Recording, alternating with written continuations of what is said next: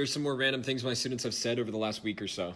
I overheard two students talking, and one of them said, "I was born at a very young age." Correct.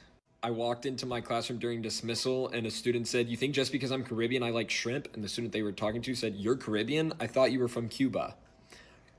So apparently we need to up our geography a little bit. I had a student ask me, "What month is January?" I said, "What?" They said, like, "What number month is January?" And I thought in my head of all the ways this could possibly be a 6-7 joke, and they just genuinely didn't know. I said, "1," and they went, "Oh." We've made our way to the Civil War and the causes of it, at least. And I asked the class, "Does anybody know who John Brown was?"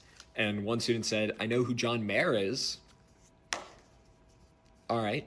Similarly, we were talking about John Brown, and we read a secondary source that was debating whether or not John Brown constituted as a terrorist or not.